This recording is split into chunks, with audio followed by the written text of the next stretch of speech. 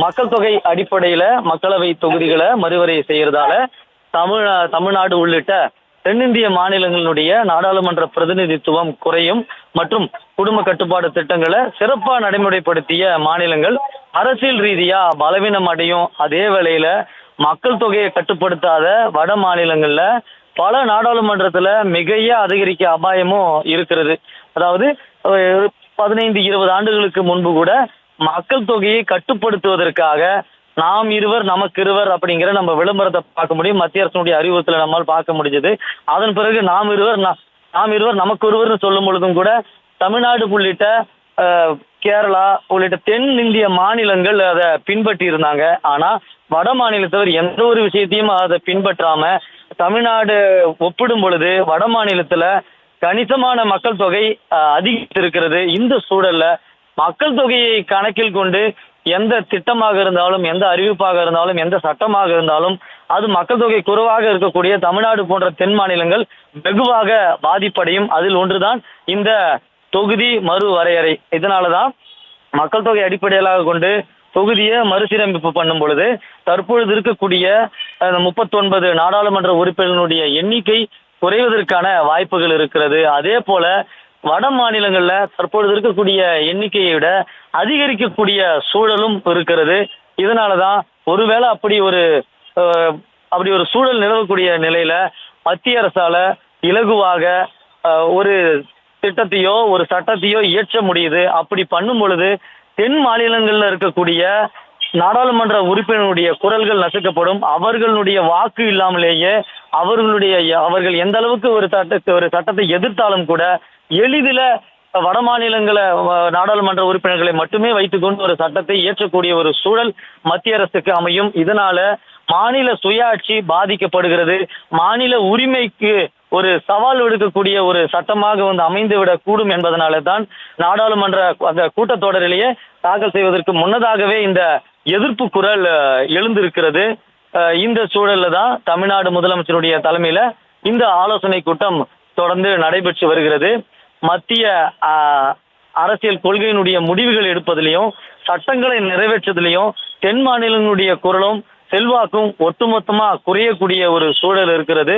மக்கள் தொகையை கட்டுப்படுத்தியதற்காகவும் கல்வி சுகாதாரம் போன்ற துறைகள்ல அந்த அரசியல் ரீதியாக பாதிப்படையக்கூடிய சூழல் இருக்கிறது. இந்த சூழல்ல தான் தமிழ்நாடு முதலமைச்சருடைய கொள்கையை ஏற்று தற்பொழுது நாடாளுமன்ற உறுப்பினர்கள் வந்திருக்கிறார்கள். அதிலும் குறிப்பாக இந்த தமிழக வெற்றி கழகத்தினுடைய ஆதரவு கட்சிகள் ஏறத்தாழ 20 நாடாளுமன்ற உறுப்பினர் இருக்கிறார்கள். அதுல மயிலாடுதுறை நாடாளுமன்ற உறுப்பினர் சுதா இந்த நிகழ்ச்சியில் கலந்து கொள்ளவில்லை என்றும் குறிப்பிடத்தக்கது. கட்சி வேலை தொடர்பாக சிக்மங்களூரில் இருப்பதாகவும் அக்கட்சி வட்டாரங்கள் தெரிவிக்கின்றனர். 20 நாடாளுமன்ற உறுப்பினர்கள்ல ஒரு நாடாளுமன்ற உறுப்பினர் இந்த நிகழ்ச்சியில பங்கு பெறவில்லை என்றும் கூறப்படுகிறது. அது எதிர்ப்பு காரணமாக இல்லை, கட்சி நிகழ்ச்சியின் காரணமாக வர இயலவில்லை என்றும் அக்கட்சி தரப்புல கூறப்படுகிறது. பொதுவா இந்த நாடாளுமன்றத்துல பலம் குறையும் பொழுது மத்திய அரசிடமிருந்து நிதி மற்றும் வரி பங்கீட்டுல தென் மாநிலங்கள் புறக்கணிக்கப்படுவதாக கூறப்படுகிறது. அதாவது தற்பொழுதையே தமிழ்நாடு பல்வேறு திட்டங்கள்ல இருந்து நிதி பெறுவதில் சிக்கல் இருக்கக்கூடிய சூழல்ல இன்னும் இந்த சட்டம் இயற்றப்பட்டால் இன்னும் வெகுவாக தமிழ்நாடு போன்ற மாநிலங்கள், அதுவும் குறிப்பாக மத்திய அரசை எதிர்க்கக்கூடிய, அதாவது கொள்கை ரீதியாக எதிர்க்கக்கூடிய மாநிலங்கள் பாதிக்கப்படும் என்றும் கூறப்படுகிறது. இந்த நிலையில்தான் இந்த நாடாளுமன்ற உறுப்பினர்களுடைய ஆலோசனை கூட்டம் நடைபெற்று வருகிறது. தமிழ்நாட்டினுடைய மக்கள் தொகை விகிதாச்சாரம் தேசிய அளவில் குறையும் பொழுது மொத்த நாடாளுமன்ற தொகுதிகளினுடைய எண்ணிக்கை மற்ற மாநிலங்களை விட குறையக்கூடும் என்ற ஒரு அச்சத்தின் வெளிப்பாடே இந்த ஆலோசனை கூட்டமாக நம்மால் பார்க்க முடிகிறது.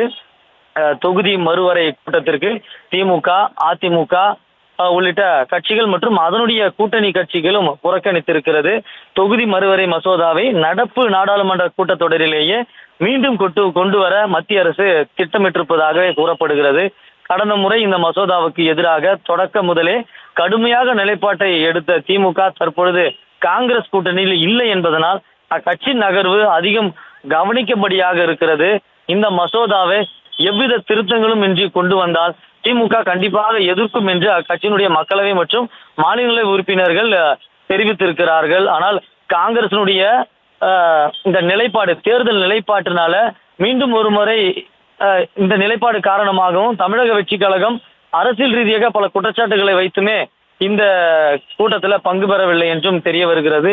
இந்த சூழல்ல 19 நாடாளுமன்ற உறுப்பினர்களுடன் இந்த ஆலோசனை கூட்டம் தற்பொழுது நடைபெற்று வருகிறது. தொகுதி மறுவரைக்கு எதிராக திமுக மற்றும் திமுக மற்றும் அதனுடைய கூட்டணி கட்சிகள் கடந்த ஆண்டே எதிர்ப்பு தெரிவித்து ஆலோசனை கூட்டத்தை பங்கெடுத்திருந்தாலும் கூட, ஆனால் தற்பொழுது தாவேக கூட்டக்கூடிய இந்த கூட்டத்தில் அரசியல் ரீதியாக காரணங்களை சொல்லியே புறக்கணித்திருப்பதாகவும் பார்க்க முடிகிறது. கடந்த ஆண்டு 5 மாநிலங்களுடைய முதலமைச்சரை அழைத்து அந்த பிரதிநிதிகளை வைத்தும் இந்த கூட்டம் நடைபெற்றது. தற்பொழுது ஆட்சியில் இல்லாத காரணத்தினால தாவேகா இந்த கூட்டத்தை கூட்டுகிறது. தாவேகா இதற்கு முன்னதாக நதிநீர் பிரச்சனைக்காக அனைத்து கட்சி கூட்டம் கூட்டாமல் இன்னும் தொகுதி வரையறை இதுக்கான சட்ட மசோதா தாக்கல் செய்வதற்கு முன்பாகவே இந்த கூட்டம் எதற்காக கூட்டுகிறீர்கள் என்று அரசியல் ரீதியான காரணங்களை சொல்லிய இந்த கூட்டத்தை தற்பொழுது தவிர்த்திருக்கிறது. ஒவ்வொரு மக்கள் தொகை கணக்கெடுப்புக்கு பிறகும் மக்களவை மற்றும் மாநிலங்களவை சட்டப்பேரவை தொகுதிகளில்